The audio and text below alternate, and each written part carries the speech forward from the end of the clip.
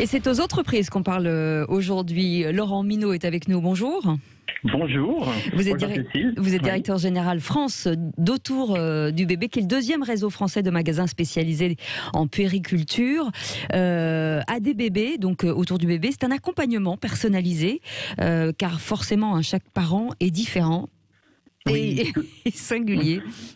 Oui, tout à fait. Ouais. J'ai cette chance effectivement d'animer cette enseigne autour de bébés dont la raison d'être, c'est vraiment d'accompagner les premiers pas de parents, donc pour la sécurité et le bien-être de leur enfant. Et c'est jusqu'à quel âge ?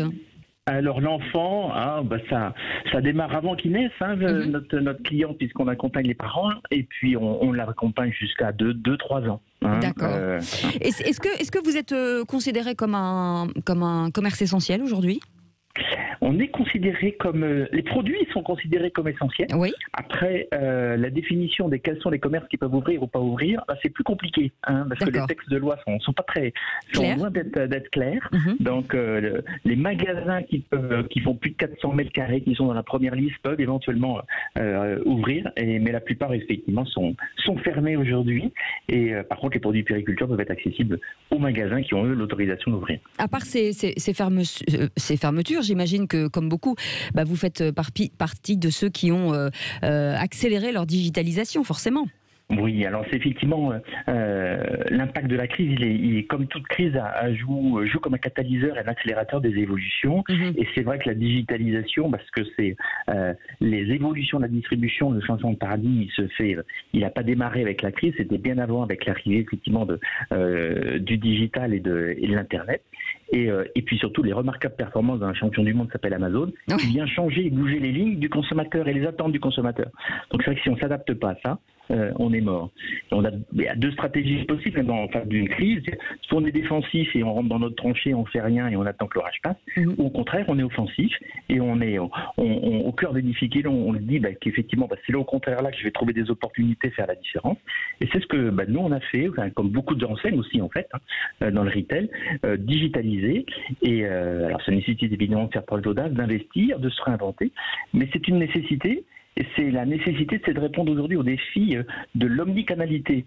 Alors c'est un terme un peu barbare, mais pour dire que tous les canaux de contact, de vente possibles entre l'enseigne et ses clients doivent être utilisés et mobilisés. Oui, ça veut dire quand même, Laurent, que l'un ne va pas prendre le pas sur l'autre. C'est-à-dire qu'on a quand même besoin d'humains, de physique et de ces magasins physiques, quoi qu'il arrive. Plus que jamais. Mais plus que jamais. En fait, d'abord, il y a un premier chiffre qu'il faut avoir en tête.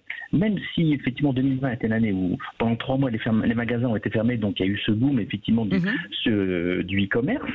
Mais ce boom du e-commerce, ça n'est jamais que 13,4% de la vente des produits de détail qui se fait sur le web. Le reste est toujours en magasin. Donc ça veut dire que 86,6% du chiffre d'affaires se fait toujours en magasin. Mais ça veut dire, Laurent, pardon, je vous coupe, mais ça veut dire que vous avez de nouveaux clients, ou ils sont permutés aujourd'hui sur les réseaux sociaux, en tout cas sur la digitalisation, ou ce sont de nouveaux clients entrants qui sont arrivés ? Alors évidemment, il y a 41 millions de cyber-consommateurs en France, il y a 1,5 million de plus par rapport à l'année dernière, enfin, par rapport à 2019.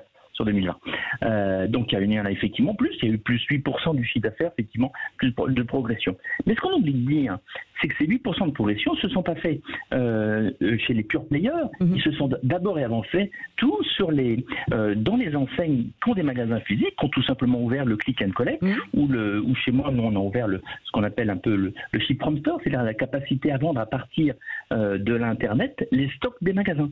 Et c'est ça l'omnicanalité, c'est qu'effectivement tous les canaux et plus que jamais, surtout après, je dirais cette pénurie d'humains et de sociabilité qu'on n'a pas eu pendant quelques mois, pendant 3 mois au moins, récemment, c'est qu'on a besoin d'humains, on a besoin de réassurance plus que jamais. Et les magasins sont là pour ça, et c'est ce qu'ils apportent. Donc les magasins ont encore une belle place à prendre à partir du moment où ils acceptent complètement de se transformer et de devenir multicanal, omnicanal, non pas plus multicanal mais omnicanal. Il n'y a pas de problème. C'est tout gagnant. Laurent Minot, selon l'INSEE, environ 53 000 bébés sont nés en janvier, soit 13% de moins qu'il y a un an. Est-ce que ces chiffres vont forcément impacter votre secteur d'activité ? Oui, Oui, c'est vrai, ça impacte notre secteur. Après, faut avoir une tendance un peu plus long terme. C'est vrai qu'avoir un enfant, c'est un acte de confiance absolue. Et c'est vrai que le contexte actuel est plutôt plus effectivement angoissant qu'autre chose, donc porte pas à ça. Mais je suis assez confiant sur l'avenir là-dessus. Faites des bébés. Voilà. Et puis après, qu'importe. Ce qui compte, c'est que nous, notre enseigne, on soit meilleur que les autres, et c'est ce qui se passe, puisque nous, il faut savoir que les enseignes spécialistes ont fait moins 24 l'année dernière en 2020. Nous, on a fait le même chiffre d'affaires qu'en 2019. Donc on s'est très bien comporté.